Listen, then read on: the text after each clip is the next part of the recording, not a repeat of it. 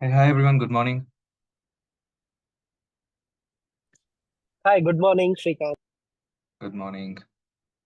Okay, so meanwhile we can have some introduction session round, before others join. So we are expecting few more people to join. So I hope you people have heard me before in the demo, or if not, then let me know who are all new here. Hi, I'm new here. This is my first class. Okay. So Sridhar, what you do and what you're expecting out of this course? Uh, so basically, I did my bachelor's in the year 2017, and after that, I worked with a couple of companies, and I did Mhm. my master's in data science from Western Michigan University. Currently, I'm looking for a job. That's the reason why I enrolled for this course. You have already done your master's in data science. Yeah, yes. And why I'm do you going to graduate. I'm going to graduate this April. So I'm just trying to brush up all the concepts. Yeah. Okay, cool, Yes, cool, sir. Yes. cool. Yes, sir. Okay, so fine. So, in this course, we will cover, I don't know, what extent you are expecting. So, I hope you have gone through the curriculum. Okay, if not, then you can check with the people at the front desk and, they will share the curriculum with you. So, compare with your master's, what you have done, the course, and see that if we are able to reach to that because it's a very short term course, right? It's just a 2.5 months to 3 months course. But we Yes, are sir. trying to cover major topics here, starting from descriptive analytics to predictive analytics, prescriptive analytics, and even deep learning we are covering. We are covering neural networks. And we are also covering in this course Tableau, which is a kind of bonus what we have added from last couple of batches. Okay, so that also we are going to cover in this course. So go through it if you feel something is not there and if you want something to be covered in this course, then let us know. We will try to accommodate if it is possible. Okay. Sure, sir. All right. Okay. So anybody else who is joining first time?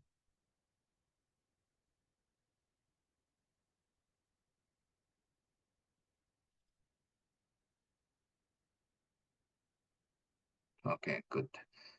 All right. So we'll wait for 1 to 2 minutes and then we'll get started.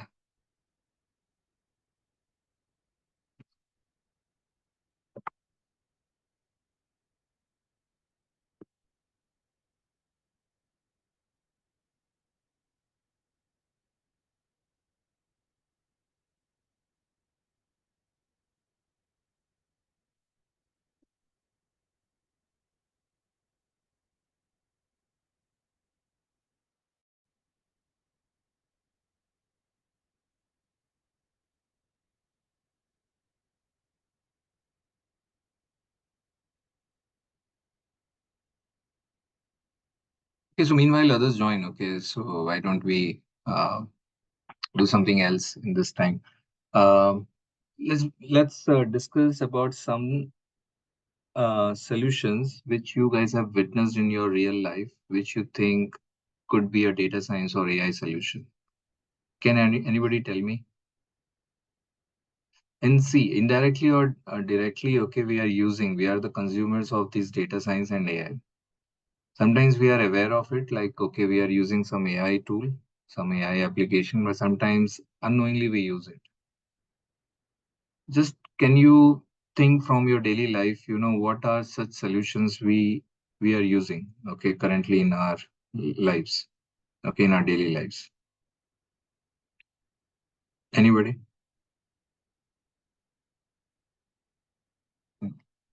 Like healthcare.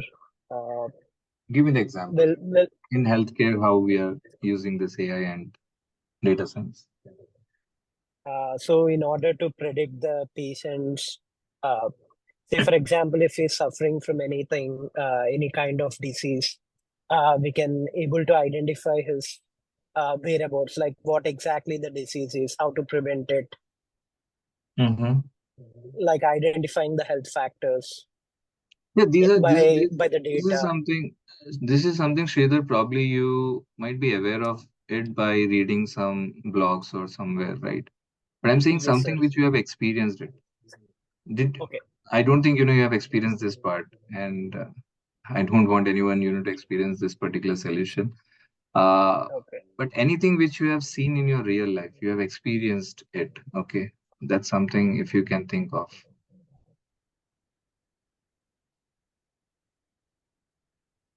And trust me, guys, you must be using hundred of such solutions.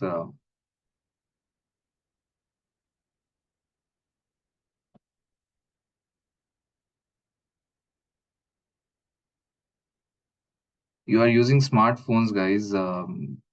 You can give hundreds of examples. And so many intelligent features in your smartphones. Can't you think of just one example?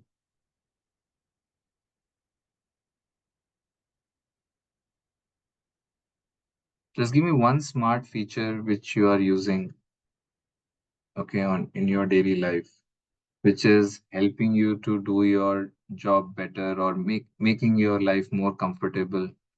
So this data science and AI is all about driving efficiency and bringing comfort, okay, to the users.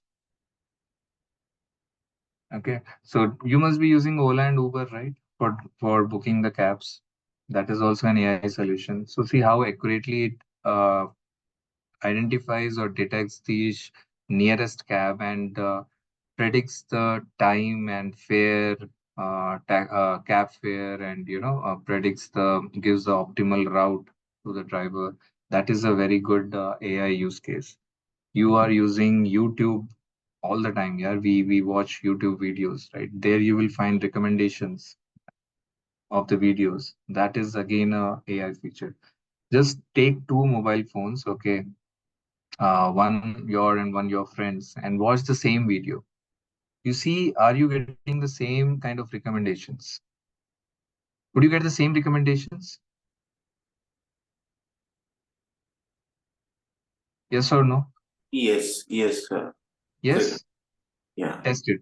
Even Test it. even even it if you are watching the web series in the Netflix, so Would you get the same recommendation? Just try it. I don't think you will get the same recommendation. It's not just what you watched just now.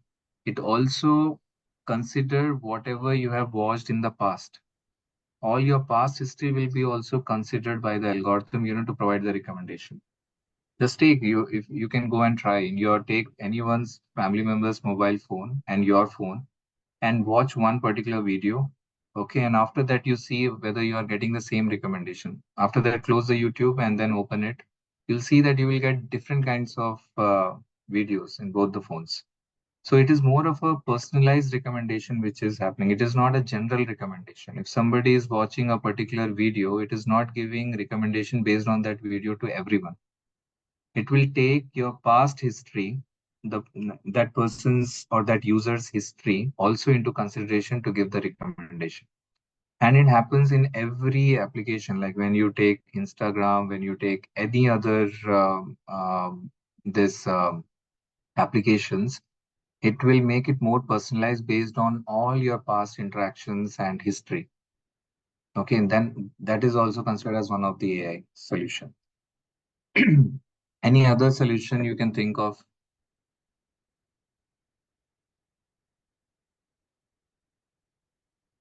Can you think of something related to business?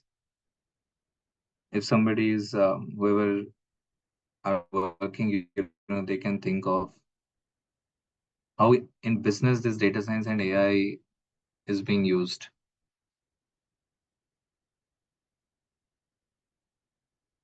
One is like sales prediction, okay, demand prediction. And when you get into manufacturing, it is applicable in every domain.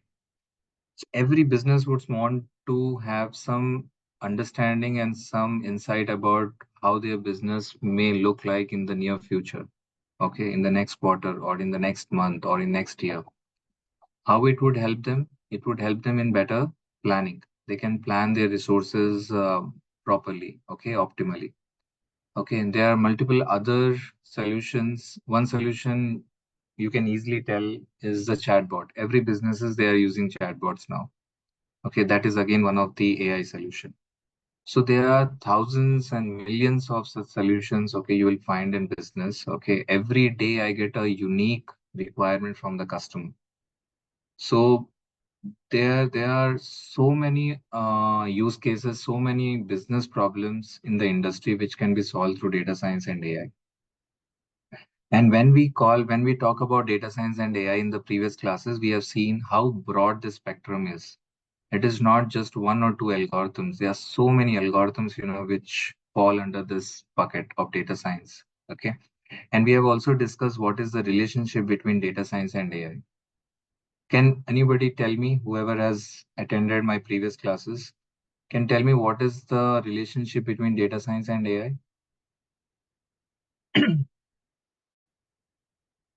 Okay, let me put it another way. Just use your virtual hand and tell me how many of you think that this data science and AI are two different subjects. Please raise your hand. If you think that these two are two different subjects.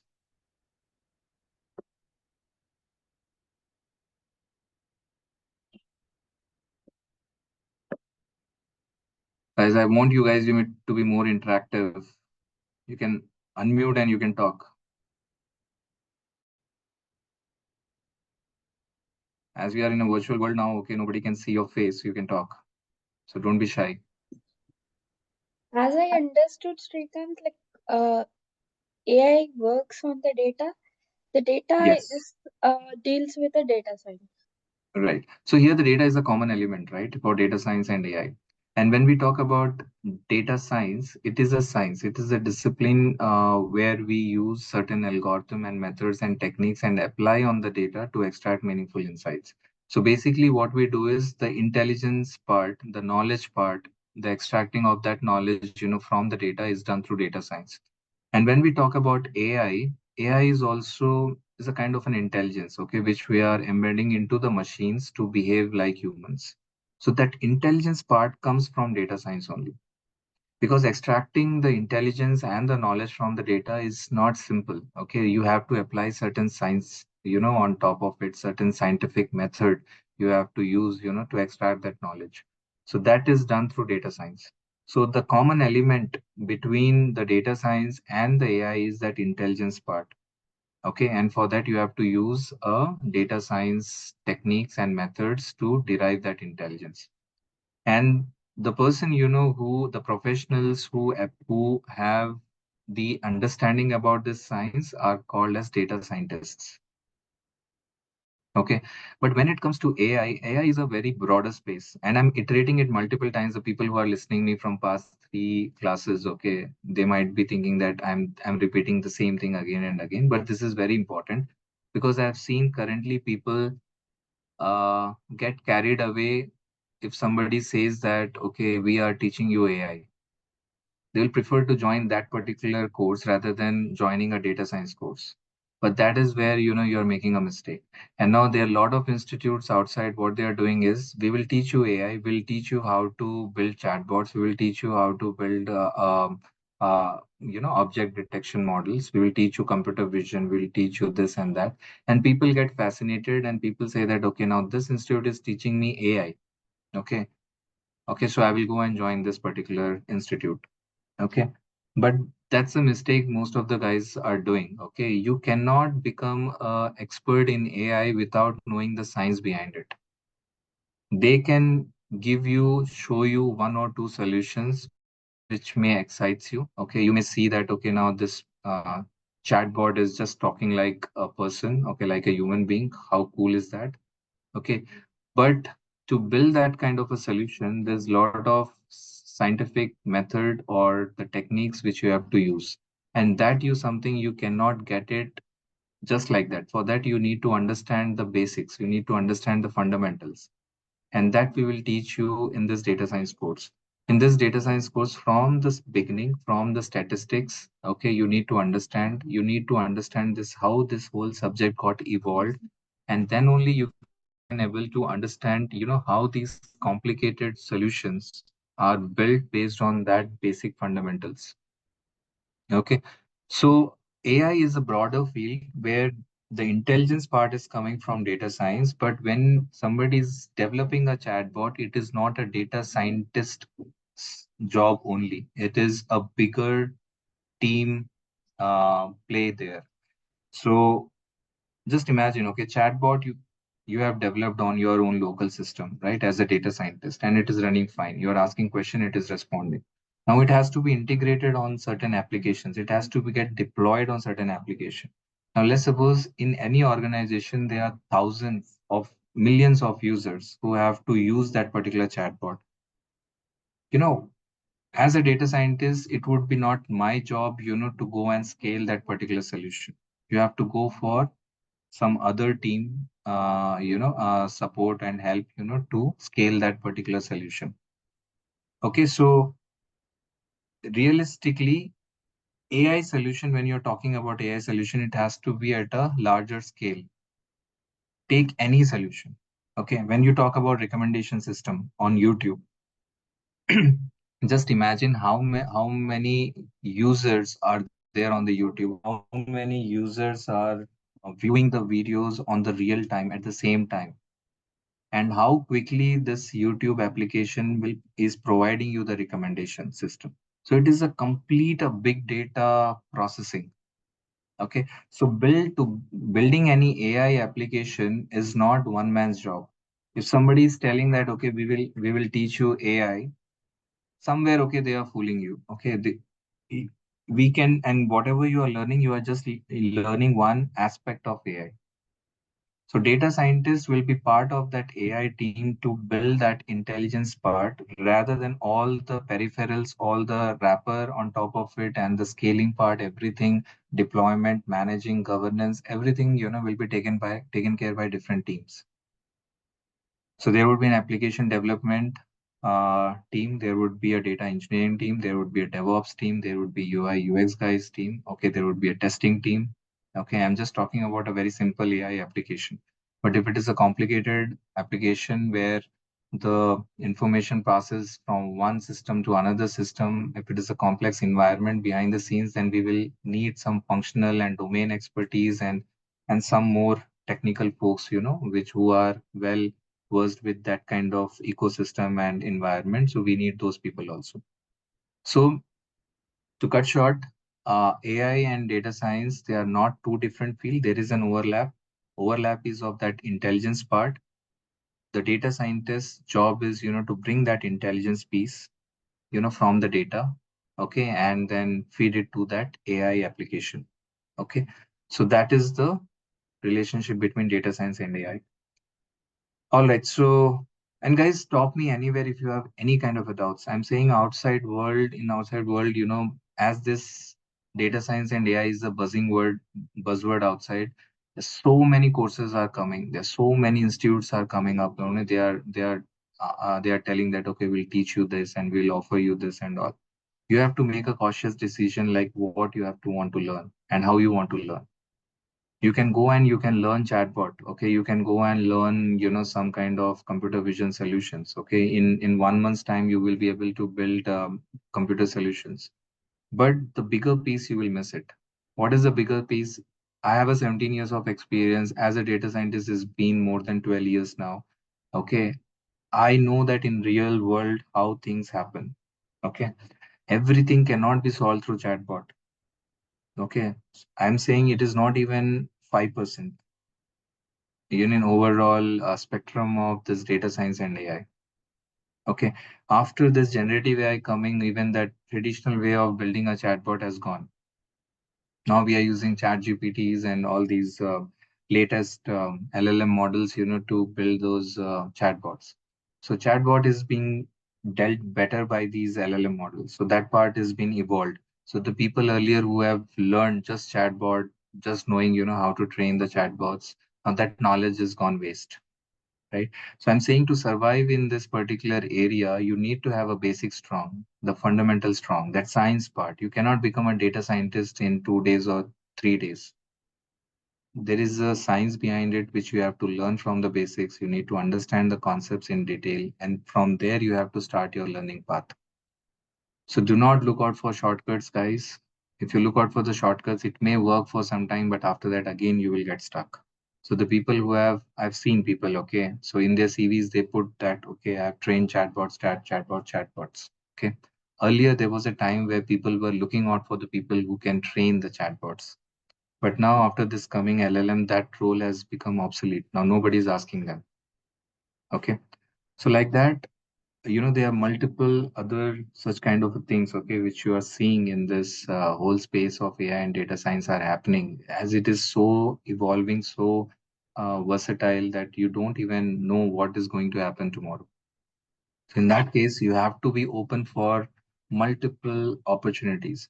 That you will get it if you understand the data science from the scratch, if you understand the different aspects of data science, starting from descriptive analytics to predictive analytics to prescriptive analytics, and then to NLP, then to computer vision. If you understand all these things, even at a intermediary level, then your opportunities will be more. Okay, and you can try for various opportunities. If one opportunity um, gets closed, still you will have multiple other opportunities to try. Okay, so I'll give you a very one simple example of a person. Okay, now this person has learned the data science, to some extent. Okay, and he started looking out for a job. Earlier, he felt that, okay, he's not having the advanced knowledge, so that's the reason he cannot able to crack the opportunities, and even he failed in first two attempts because they were talking about all those computer vision and NLP and all those things. But later, what happened is when he looked out for other opportunities where they were talking about machine learning or descriptive analytics or predictive analytics, he got the confidence that he can able to perform better in those kind of interviews. Okay, and then he started looking more in those opportunities. Earlier, he couldn't able to perform better, but he knew that, okay, he can do better in this area rather than computer vision and NLP. So he started focusing in that, and then he luckily got into data scientist. He luckily become a data scientist. There is other person, who was my earlier student. Okay, he was very much fascinated with this AI and all those things. Okay, so he was focusing more on NLP and computer vision. There also, the things are evolving so rapidly that he couldn't able to keep that pace, and he was focusing more on that. But because of that, he couldn't even appear on the other kind of opportunities. He couldn't take up other opportunities which were on much simpler concept like machine learning and predictive analytics and descriptive analytics. So my point of stating this example is sometimes we go and chase for something complicated. Okay, and that area is so complicated and so evolving, fast evolving, that we can't match the pace at this moment. Maybe later, once you get into the job, probably you can able to have a um, you can able to meet the pace of the market and the industry. But without being in the job, if you look out for what things are happening in the real ground, it's difficult. Okay, so rather than chasing the complicated things at this stage where you want to get into this particular space, I would rather suggest, you know uh, learn the simpler concepts, and those are the fundamental concepts. So definitely you can build a lot of knowledge on top of it. So start from there, look out for the opportunities. You will get multiple opportunities, and there is a high chance that you will get uh, a good job, in this particular space. So with that said, let's understand the whole scope of this whole data science one by one in more detail. And then it's up to you how you want to carve out your career. This particular course I have structured for a people, who are freshers, who have just recently completed their graduations, or who are in that industry, but they want to move into data science. So with 2 to 3 years of relevant experience, if somebody can get into this particular space of data science, they can able to do that, okay, by after this particular course. So I'm not saying that after this course you can become a pro, okay. I'm saying you will be knowledgeable enough, to build simple to intermediary level of solutions, okay, in data science. And you will get your path clear, where and how you want to move ahead. Okay, that much I'll guarantee. Okay. So guys, any questions so far? I hope you have clarified some of your doubts. Okay, if you have some doubts, okay, please clarify. First initial classes, I want to stress more on that, because you should not get surprises later. I was expecting this, I was expecting that. Okay, I was thinking, I will get this, I will get that. Because I've seen people asking, are you not going to teach chatbots? Are you not going to teach, an LLM or prompt engineering, okay, in the previous classes? So I want to make it clear, those are much more advanced concepts. You cannot directly jump into that particular level. So there is a step-by-step process which you have to go through. If you have a basic foundation good enough, then you can look out for some advanced concepts. I don't deny. Okay, but who are freshers, who are completely new to this space, then they have to go with the step-by-step process. All right, so coming back to the topic. So yesterday we discussed, right, the data science is nothing but a skill of extracting of information and knowledge from the data. And we discussed what is that information, what is not knowledge, and how that information knowledge is derived, right, by using descriptive analytics and predictive analytics or prescriptive analytics, right? So when we say knowledge, we compared with our real life, how we generally make predictions, okay, based on our experience, based on our knowledge. And same way the model will get matured by getting trained on the historical data. And historical data is nothing but collection of past events. So based on those past events, the model will learn all the patterns, all the relationship, how the things are impacting the other parameters or features. Okay, it will try to understand, and based on that, it will give you a model, okay, a trained model through which you can make the predictions. Okay, I'll give you an example. For example, you have 10 years of your sales history. Okay, you're passing it to the model to learn the patterns.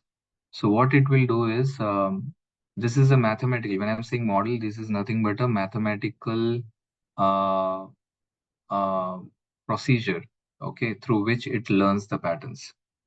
So if you ask me the definition of the algorithm is nothing but it is a mathematical and systematic method and approach, to learn, to detect and learn the patterns from the data. Okay, algorithm is a systematic approach of solving a particular problem. Okay, you can take it in that way. So when I'm passing this 10 years of data to this particular algorithm will turn as a model. Algorithm is a scientific method, to solve a problem. So you apply an algorithm and feed the data. Now in that data, it will see like, okay, in the past data, whether there was an upward trend, and if it was an upward trend, for how long in this upward trend was there, then how long, there was a downward fall. Okay, then again, when how much time it took, to again pick it up. So it will understand the patterns.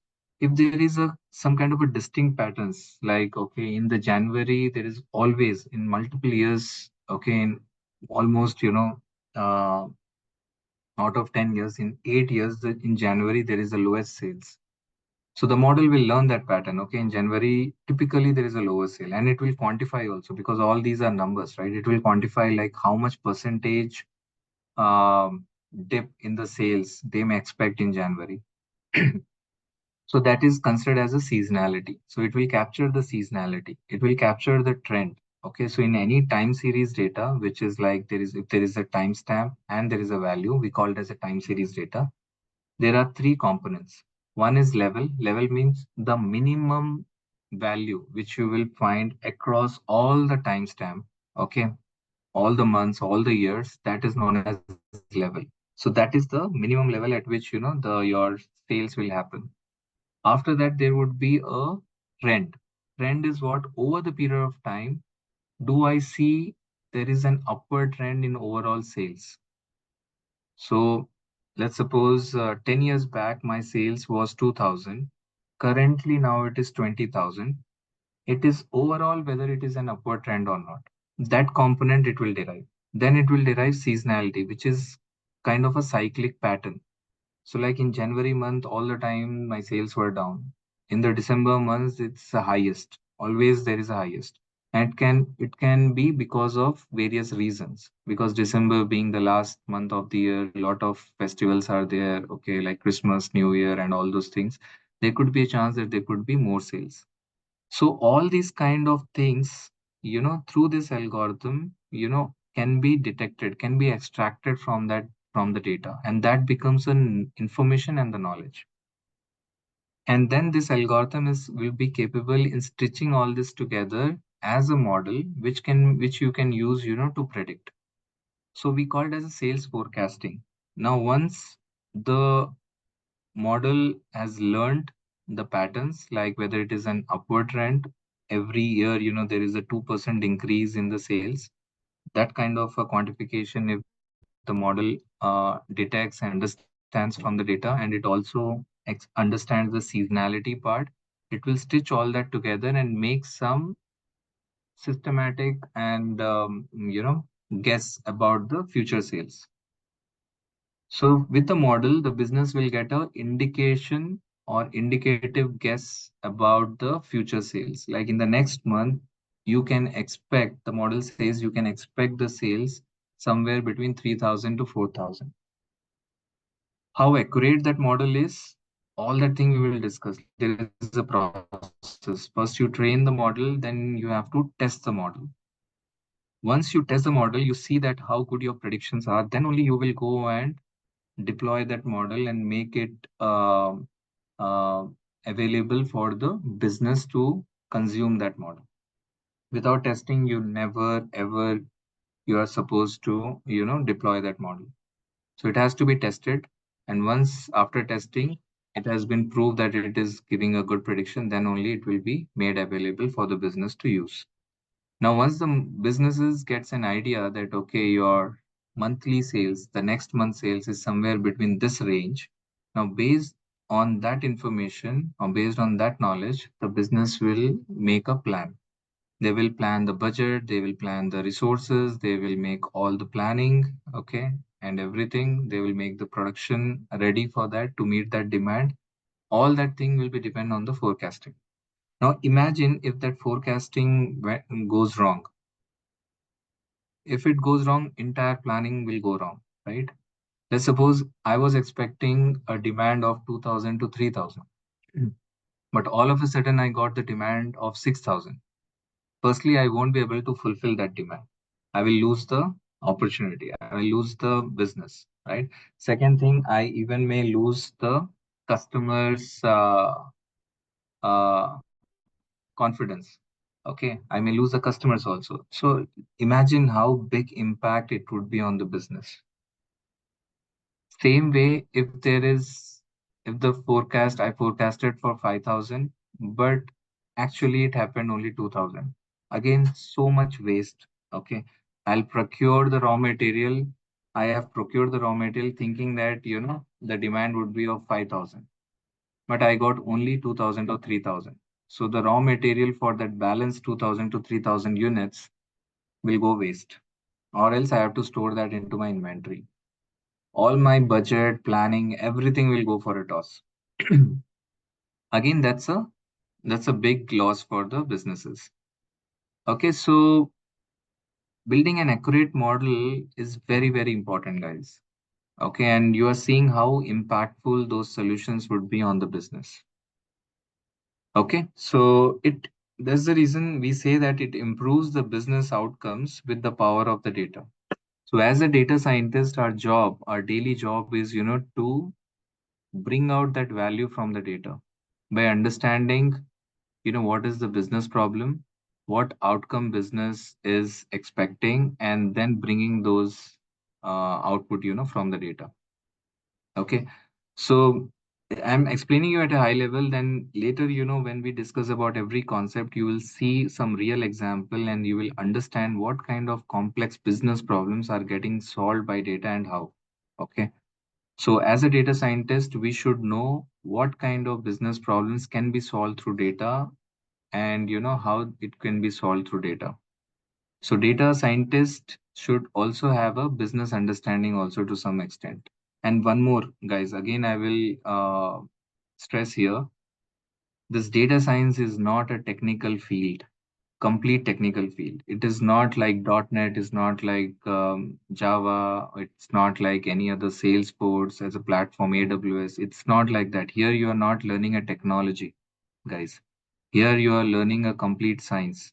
And to enable that science, we need IT, we need technology. But it is not just technology. There is a science also involved here. Okay, so these two are important.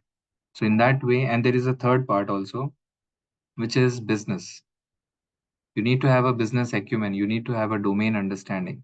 It's like, think about it, okay? It's like a specialist, okay? For example, cardiologist, okay? The person, who has a good understanding about the heart, okay?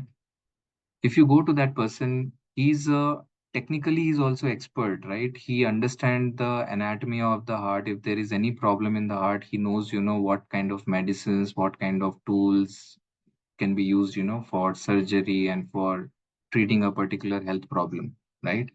So he has a theoretical understanding, okay, and he also has a practical understanding, okay, practical knowledge of solving that particular problem. And you cannot do a practical implementation of something without having a theoretical understanding, right? So he cannot perform a surgery without having a subject knowledge about the heart, right? Similarly, for the data science, until and unless we understand the business, understand the problem, understand the domain, we cannot apply all these techniques in the right way to solve the business problem. So data science is not a technical field completely. It is a science, it is a business, it is IT. Okay, collectively, it becomes a data science. And that's the reason, guys, it is considered as a very niche field. Okay. So there are only few people, who will have a good amount of knowledge in all these three areas.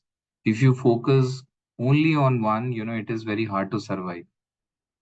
I'm telling you straightforward because later I don't want you guys, to struggle.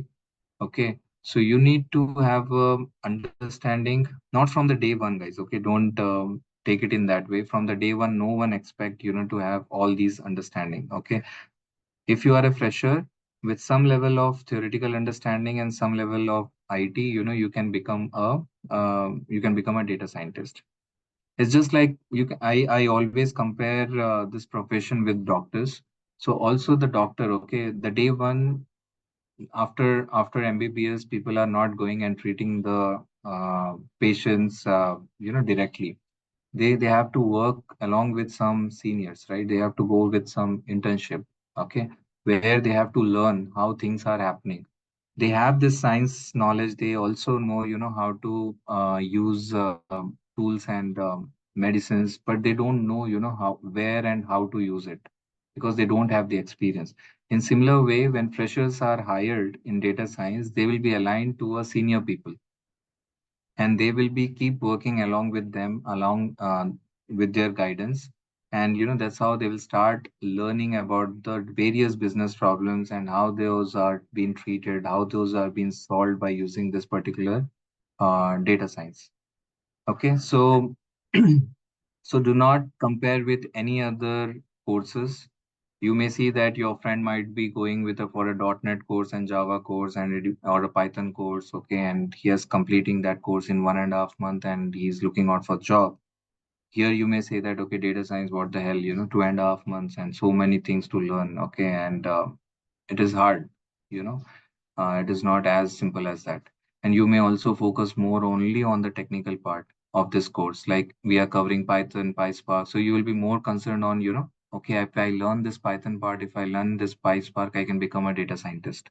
No, every aspect of this course is important.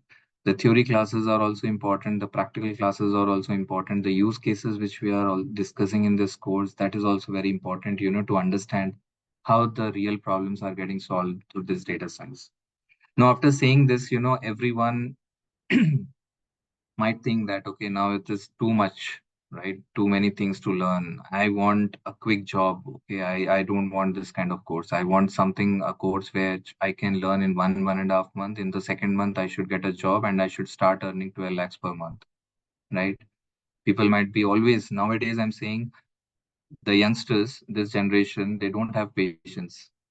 Okay, they are intelligent. Trust me, they are very much intelligent when compared to our generation, my generation, or the earlier generation.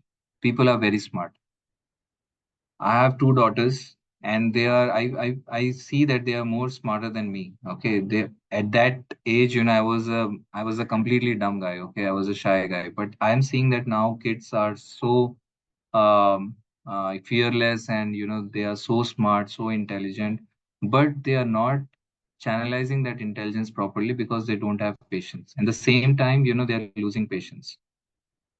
Now you guys, you always look out for shortcuts for earning money, shortcuts for success and all those things, but trust me guys, that will not last for long.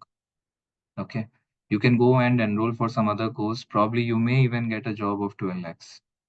But after 3 or 4 years, if you don't see the growth, again, you will get into that situation where you will again look behind and say that, okay, what do we learn?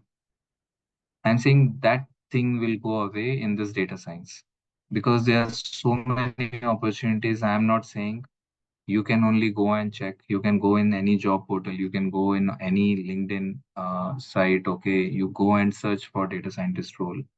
So you will find multiple opportunities. And when you look at the salaries, compare with any other software professionals, the salaries of data scientists are way more than any other software professionals. And even, in my team only, I'm saying I have promoted two junior guys within 1 year. Why I did it? Because they have come up with one solution which was so good and it was directly impacting the business. Business liked it, customer liked it. Okay, one solution, if you build it, you're set for promotion because these are creative solutions, these are innovative solutions. And data science and AI always falls under innovation group because here we are disrupting, okay, the existing process. We are coming up with some unique approach and solutions to solve a particular problem or to make certain tasks, uh, uh, to complete certain tasks. Okay, so if you build one single solution, innovative solutions, you are set for a promotion for next year. But if you look at any other professional, those are like very mundane and redundant tasks. Those are very systematic tasks, okay, which you have to do again and again and again. Okay. So there the growth will be there definitely. Okay. So growth will be there in every profession, but the the pace at which you see the growth in this data science would be much higher than in any other software professionals. Okay, so now you have to take a call. So there is a trade-off. On the complexity side, maybe it is little hard to learn when compared to other areas. But when it comes to growth and compensation wise, it is better than any other software professions. Okay, so now you have to take a choice what you want. So if you spend some time now, your future will be comfortable and secured. Okay, and if you take a shortcut now, the later you have to face that. So better would be now you at the early stage of your career, if you spend time, if you put your efforts, understand this subject, it would be better because your career will be set. You can get married and you can settle. Okay. These jobs are available across the globe. You go to any country, okay, you will find this job. Now, if you are trying to go for a PR, you will be rated more. The score would be high, if you are going with this kind of skills. So in every way, you will find that in terms of software side, okay, this profession is being considered as a best profession, okay, in this IT sector. And you're also might be following newspapers and all. You might have seen that, okay, uh, how much the space is getting evolved and being spoken about. Even the governments are spending a lot on IT. Now I'll give you one more example in Saudi. Okay, so I recently visited Saudi, and there is a whole cultural change happening in Saudi Arabia. In Saudi Arabia didn't flourish because of their culture. They are a very reserved and conservative culture. They didn't adopt the technology a lot. Okay, but now this king's son, okay, who is a young generation, now he's seeing that how other nations are evolving because of IT. They are getting open, they are adopting new technologies and all those things. Now they have come up with this 2030 mission where their main focus is to adopt AI in every sector: life sciences, healthcare, in transport, in manufacturing. Their main focus is in AI. And almost 80 to 90% of the country's budget, okay, they are putting into this IT side, primarily in the AI side. Okay, so now that's how this, even the nations and the countries, they are moving towards. So I think this is the right time for you guys to look out for the opportunity, because too many opportunities are there in this field. And currently my team strength is 50, and we are thinking, to grow this team to double by 100, 200, and 150 in next 1 year, which is extremely hard because we don't have right people available in the market. So there is too much of demand and less supply.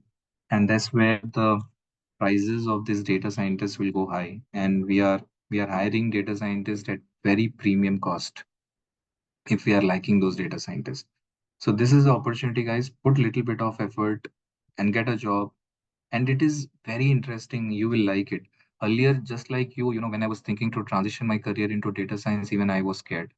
Scientist, okay, scientist means like, too much of thinking, too much of responsibility, difficult tasks to solve. All those things will come into mind, and we always want a job, which should be like very comfortable, very easy. Okay, if you think in that way, then definitely you will get stuck, okay, at some point in time. Okay, so if you survive in this field for 1 year, 1.5 year, you will get comfortable. Okay, and the good part is, when you solve a problem, when you build a predictive model which is 80% to 90% accurate, the kind of satisfaction, job satisfaction you will get, I can't explain in words. Okay, and the kind of appreciation, recognition you will get, that will be also, you know, uh, uh, too good, to experience. And then this subject is not something, okay, in 1 year, 2 year, you will learn everything, and then you will sit comfortably. No. So every time, there would be a new things which you will keep learning. So your life, in your career, you will never get bored. You will never get stagnant in terms of your learning. And in the corporate world, people generally say that, okay, in your job, if you're not getting a learning opportunity, if you're not learning anything, that means this is the time for you to change your job. And generally the young people now, somewhere, they get scared of learning new things. They will feel that, okay, I should learn one thing and I should able to earn, lakhs and, lakhs of rupees, and my job should be comfortable. So I would say, don't get into that comfort zone. Okay, learn something which is more challenging. Then only you will like your job, and that's where, you can grow. So it would be like a competition, okay, every time. So there would be a problem statement which would be put across the team members. People needs to pick up those problem statements, start working on those problem statement, and whoever solves the first, they will get the piece of cake, right? So that's how it is. And in this whole journey, there would be too many technologies and the platforms which you may have to learn. be it like open source or cloud and everything. So you will even get an opportunity to work on multiple platforms, and you will get an opportunity to learn various technologies. And I also mentioned that in this AI, if you're building an AI application, or even in if you want to deploy a machine learning models and all, you have to work with different teams like DevOps team, data engineering teams, cloud teams. So you will also able to understand the entire ecosystem. You will also able to understand how the software development happens. Okay, so that knowledge also you will get. So you will be in the center, and everything will revolve around you. Okay, so coming back, so it is a broad areas. Okay, you have to understand the science part, you have to understand the IT, and you have to understand the business domain. And as you grow in this career, if you keep improving your skills in each of these three areas, then you can quickly grow, and quickly you can get the success in your careers. Okay, now comes like as a data scientist, what a person does, okay, on a day-to-day basis. So I would say he's just, again, I will compare, he's just like a doctor, okay? People will come with a problem saying that, okay, can this problem can be solved, okay, with data. Now, as a data scientist, I will look at the data, I will understand the problem statement, and what I will do is I will translate that business problem into a technical problem. For example, if a business comes to me and says that I'm unable to manage my inventory. Okay. Sometimes I put more stock. Okay. Sometimes I put under stock. Because of that, I'm losing business. Okay. Or sometimes I'm just, inventory cost is too much. Okay. Unnecessarily, I'm storing my inventory. So they will tell in a very business language, in a very layman language. Now, as a data scientist, what can you do? Okay. Okay. So now if I tell that business, okay, I want to see your data, how much typically you are getting a demand and how you are planning your inventory. I want to see it. So now that person will give the access to you, access to the data. Now by using the science, by using some analysis, by using some techniques, if you can identify the cause, okay, why there is inventory is piling, why there is a out of stock problem, okay, you can show the trend, you can look at the data, and if you can give him some insights. Okay, so basically what you're doing is your procurement from this vendor, you're doing at a standard rate. Every month you are buying from him, which is not required. You buy more in this particular month and you have to buy less in this particular month. If you keep that kind of a replenishment plan, then your inventory could not be a problem. Like that, if you can translate a business problem into analytical problem and solve it and again translate it back to a business solution, okay, then only your business would like that particular solution. So as a data scientist, this is our core job, translation. Okay, and the second is the solving part. As I said, you can compare the data scientist with a doctor, right? So now doctor will ask multiple questions to the patients like, okay, what did you eat yesterday? What is your lifestyle? What is your problem? Where you're getting pain and all those things. How often you get this pain? For how long you are getting pain? All those kind of questions. Similarly, as a data scientist, we have to ask question business. For how long you are getting this problem, okay, and when you get this problem, okay, and how it is impacting you, your business, with this particular problem and all those things. What data you have, how you capture the data, and all those kind of questions we will ask, and then we will analyze. So as a doctor, after asking a question, he will diagnose your problem. Even we as a data scientist, we diagnose the problem. How we diagnose the problem? But with the help of data, we look at the data, and then based on some statistical analysis, we apply diagnostic analytics, which will identify the cause, which will identify the relationship, which will identify the patterns. Okay. And based on that, we derive the insights and we will get back to the business.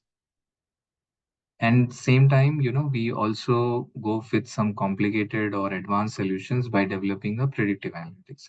Now the business saying that, okay, if I can able to understand what kind of demand I may get, okay, in future, then accordingly it would be better for me, to plan my inventory. I'll procure that much only. So I'll say, okay, fine, I'll develop you a forecasting model. Okay. And with that forecasting model, you will get a good predictions about your future sales or future demand. Based on that, you plan your inventory. Your problem is solved. So you will say, wonderful.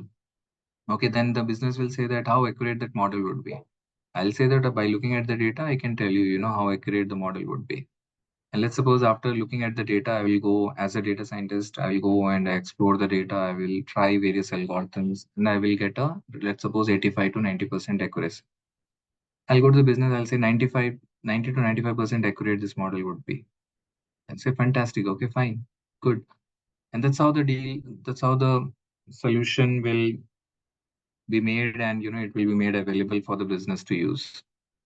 And it's not something, once the model is built, my job is over, right? It's not like preparing one piece of cake and then giving it and then forgetting it, right?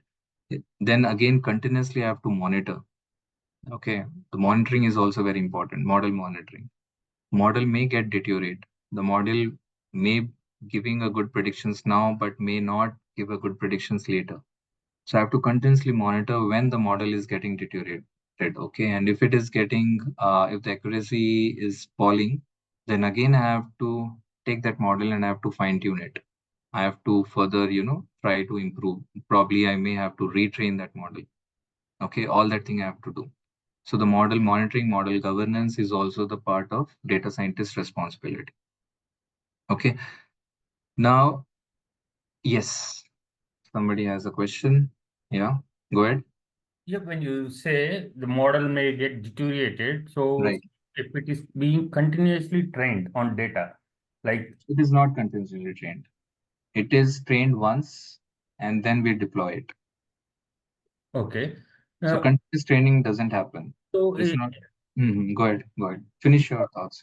yeah, it's a follow-up question on whatever you said. So if you are actually integrating data science with AI or the machine learning part, so you have certain models in case if there is when do we say it's getting deteriorated? Let me say Right. we are planning our inventory and if there is an particular case scenario like there is a crisis in that specific raw materials or something like that, then there would be a change or the model, the data analytics that we do on the data gets modified, right? Right. The availability of data, the availability of raw materials, or the supply of raw materials, or there is a some supply impact, Right. some kind of external things. So Right. if we have our large language models or some model which we built, saying, okay, these are the inputs of the external factors which can impact the analytics that we built on our data science. So does it not get automatically trained and No. I'll tell you. So see, there has to be a proper pipelines needs to be built, to capture the right parameters or the input variables which we use, to train our model. Okay. Now taking your example, let's suppose I trained my model. Okay, I deployed it. Suddenly there was inflation happened. Okay. Inflation was not my input variables for predicting the demand. Later, the business told me that, okay, no, this inflation is it's is a kind of a parameter which can impact our sales or our demand. Inflation is a macroeconomic factor, so entire currency value may drop, right? So in that case, it may impact the overall demand or even the crude prices or the oil prices. Okay, that may also overall impact my demand. Okay, so now automatically it will not take. Again, you have to create a pipeline to extract that information. So for that, you have to identify the source from where you can extract that inflation values, okay, historical inflation values. You have to source that value, and then you have to process the value, all that data into a format which can be fed to the model. So you have to create that pipeline. Otherwise, how this model will take up those input parameters? Are you getting? And in the over the period of time, your model may get matured because earlier when you train the model, you may not think of all the parameters which could impact your sales or demand. You may go with few. And with those few parameters, let's suppose you got 80 to 85% accuracy and the business said that it is good enough. Okay, I can go with it. So you deployed it. But after a while, you're seeing that a lot of external factors or internal factors are also impacting your business, and because of which your demand is kind of fluctuating too much. It generally happens in stock market, guys. Okay, stock market, stock prices, it's very hard to predict because you don't even imagine, what kind of events may impact your stock price. If any celebrity is getting behind bars, okay, your stock prices will fluctuate. If there is an election, your stock prices will fluctuate. If there is an economic crisis in some country, your stock prices will fluctuate. So there is a lot of indirect impact of all these events, external events, on your stock prices. Similarly, you may find these kind of impact on your business sales or business demand. So once you have trained your initial model and you deployed it, after a while, you are seeing the impact of all those parameters impacting your sales and demand. You will see that your predictions are going wrong. And that what we say as a model is getting deteriorated. So, but there would be a person, who would take that call. Okay. As a data scientist, we will come up with a matrix saying that, okay, earlier the model's accuracy was this much, but now model accuracy is this much. But there would be a person, who will take the call saying that now the model needs to be changed. Now the model needs to be retrained. Once the business says that, okay, now it's a time to train the model, to update the model, now as a data scientist will come into picture, and then again we will discuss with the businesses, understand what further more input parameters do we need to consider. We will go and create the pipeline. We will go and extract that data, feed that to the model, and again retrain the model. Okay, this is not automatically done. Okay, even on the computer vision side, if my model can able to predict the cars, okay, a particular kind of cars, okay, correctly. But later, I'm seeing on the roads, there are different kinds of cars are also running, okay, which I haven't used while training my model. So what will happen? My model will not able to detect those kind of cars. Again, I have to feed that images of those different unique cars to my model to make model understand that these are also cars and you have to detect these also. Then it will go and start detecting those kind of objects. So every time it has to be retrained. And now there are certain process and frameworks which have come up, which through which we can do that auto retraining. But that is something, okay, we have to kind of automate all the pipelines and everything, to achieve to that particular stage.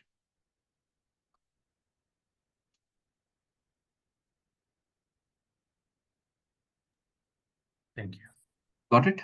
Yeah, Okay. got it. So, just to correct my understanding, so when we build some analytics around that, is it our statistical analytics or some kind of mathematical formulas that we put around the data to give a better analytical view of a prediction? Is my understanding correct? Right. So this is all a mathematics and statistics game. So I'll tell you, how it works. Let's suppose you have a raw data, right? The raw data will have a lot of noise, right? Lot of noise, and in the sense it will not always capture the accurate values, right? There could be some discrepancies in the data. There could be missing values in the data, right? So as a data scientist, you have to first treat the data. You have to improve the quality of the data. So we will talk about how we can improve the quality of data by using outlier treatments and missing value treatment and all those things. Once the data is in the right shape, then we will use these statistics techniques and mathematical techniques, to extract the insights from the data, which we call as a meaningful insights. Now it depends like what problem you are solving, what kind of insights you want to generate. Okay. So accordingly, we will choose the right technique, right method. Okay. And we'll start bringing out those meaningful insights from the data. Okay. So it could be a simple statistical measures which we can imply on the data. For example, mean, median, mode, or standard deviation, or the variance, which will also give some kind of insights. Or else it could be as complicated as developing some neural networks, okay, on top of the data to build some predictive model. So it depends on the problem statement. It depends on the data, what you're handling, the scale of the data. Did I answer your question? Yeah, that's fine. Thank you.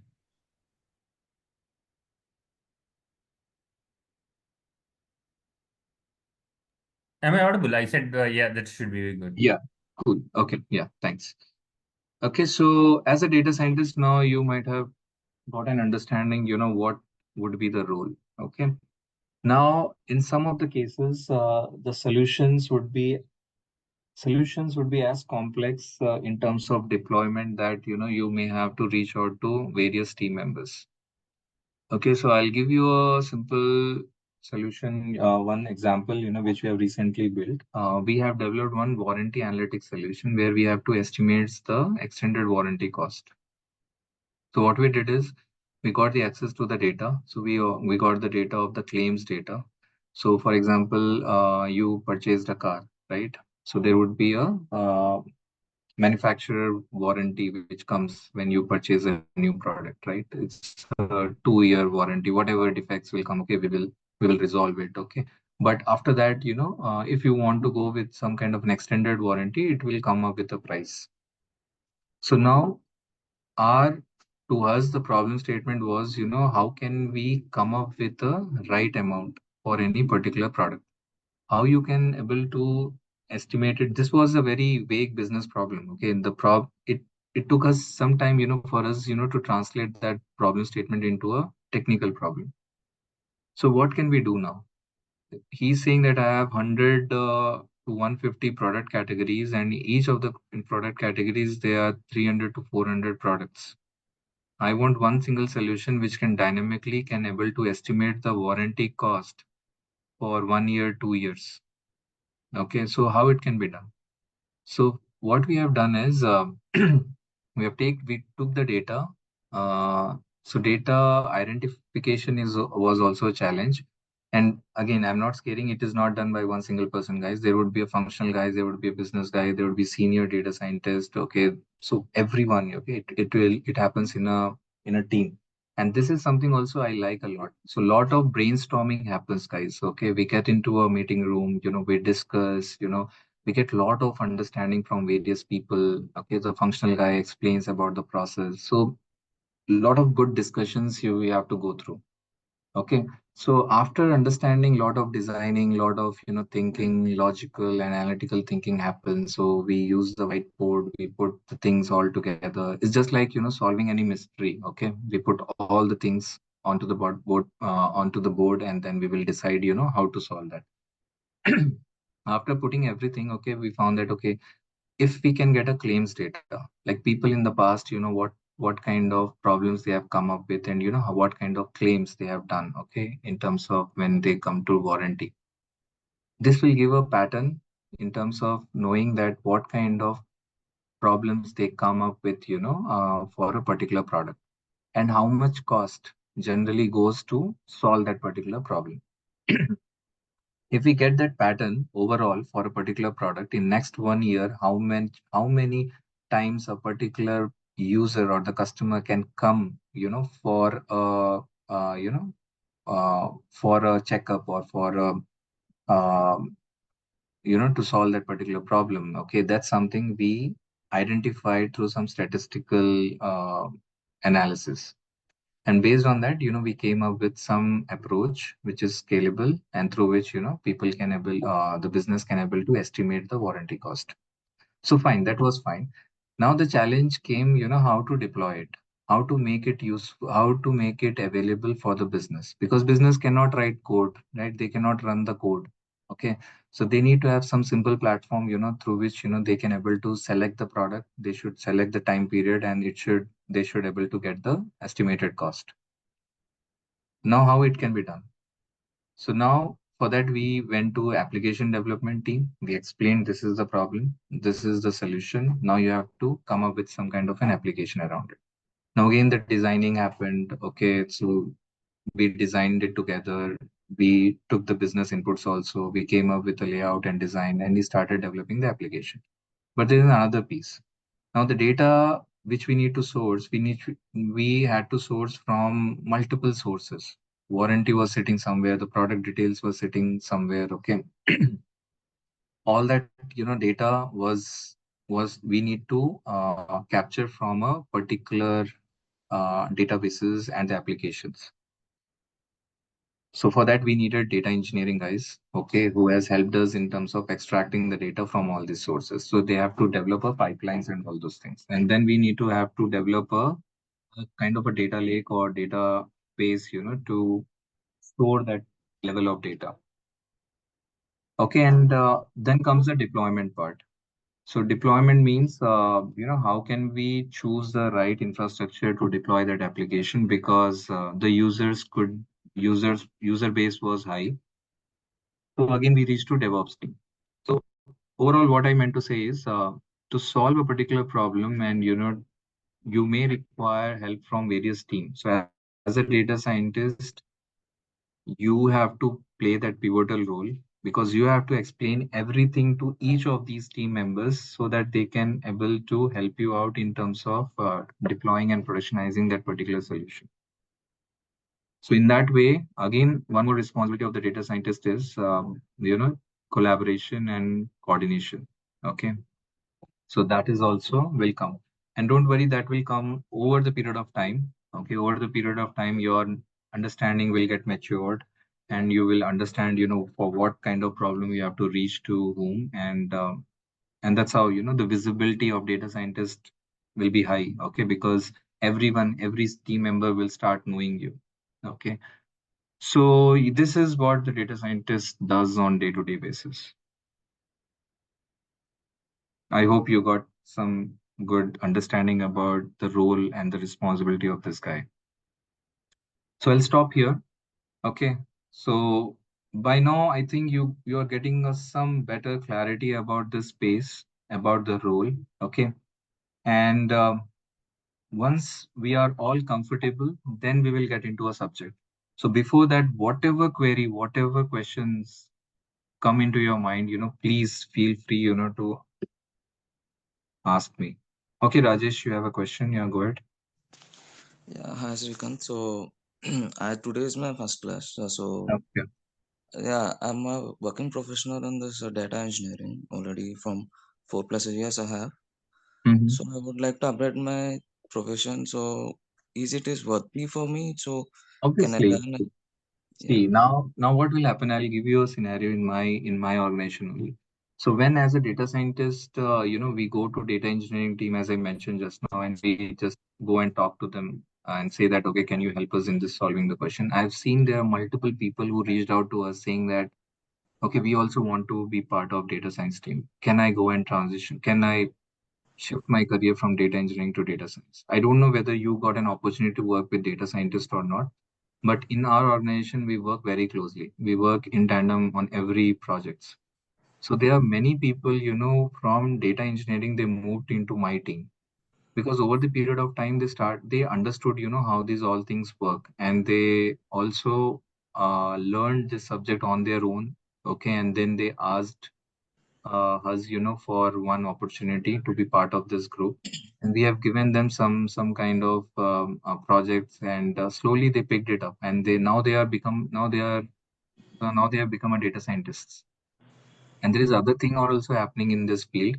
There are certain data scientists, who are currently in one of the projects. Okay, they are working as a data engineers. Why they are working?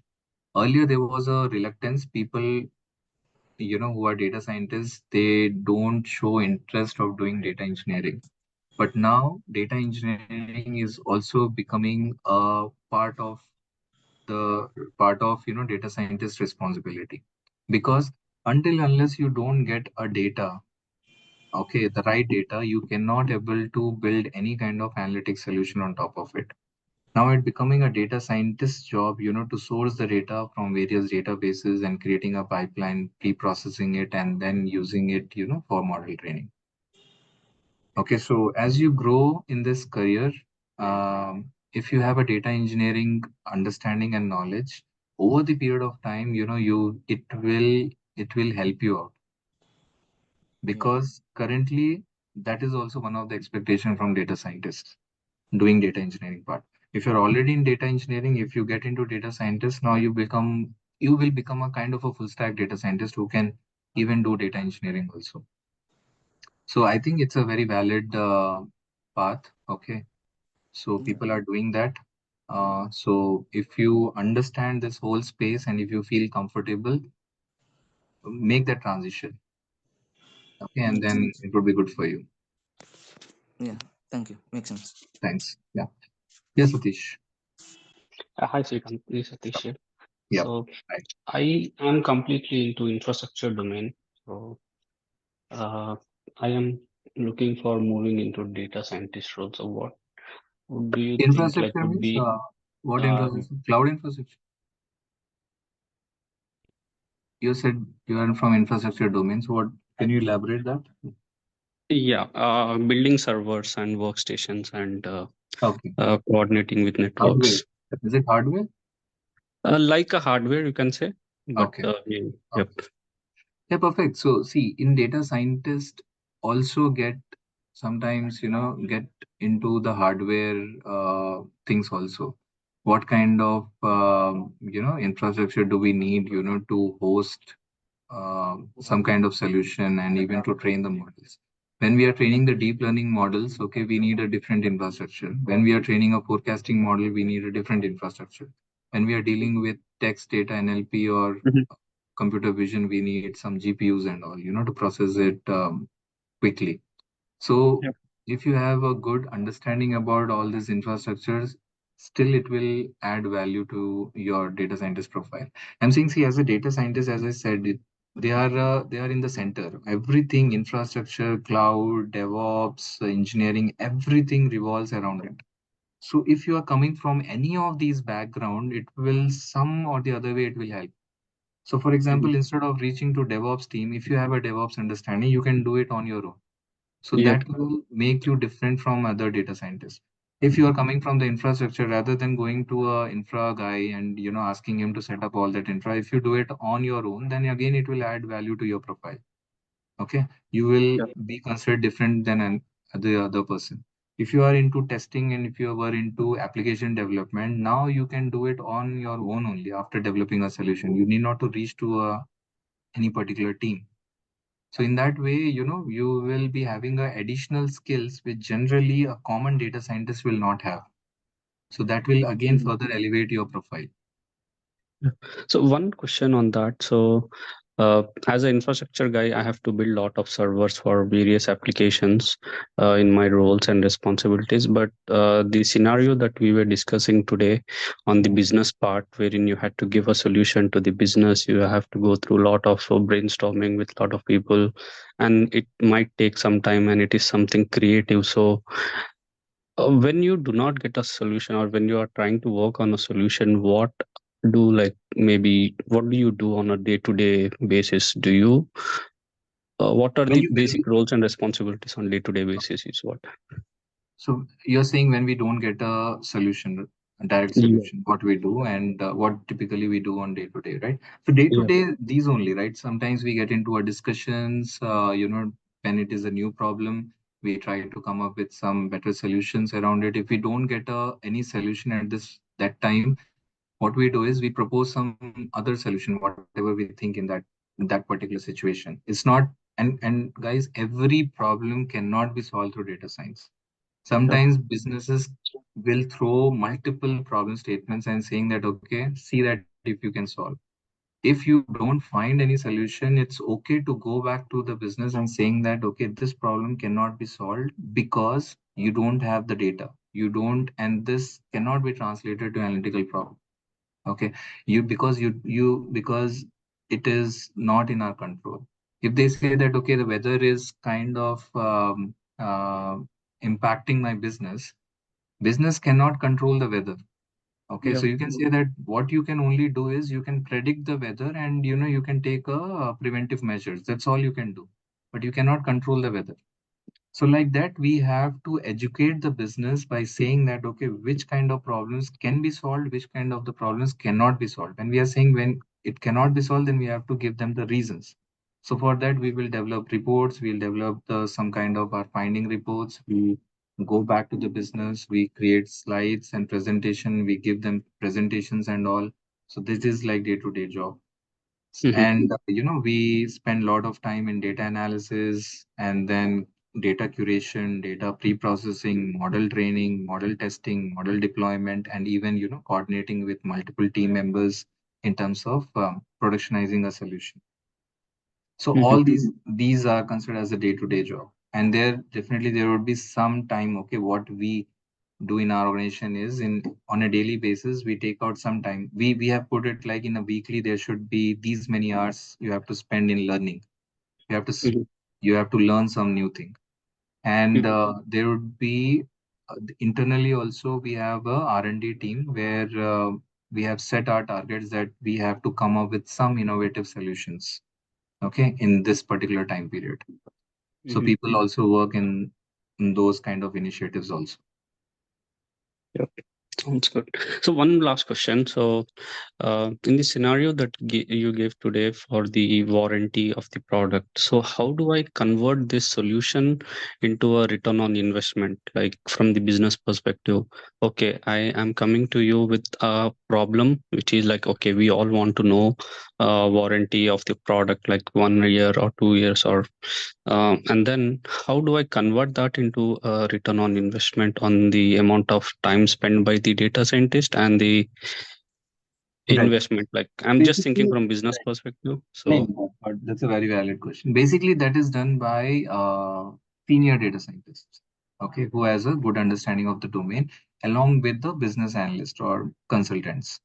So what we generally do is this really happens when we have to identify the use cases. Okay. Now, what will happen? There are certain customers, they will say that, okay, now I have so much of data. Now come and help us in monetizing this data or in deriving the value out of this data. So once we look at the data, we will find that, okay, let's suppose 10 business problems can be solved, 10 different kinds of solutions can be developed with this data. Now it comes to prioritization, right? They will not have a budget, to implement all the 10 solutions, right? Now comes the return on investment. Now the business has to decide which one to pick up.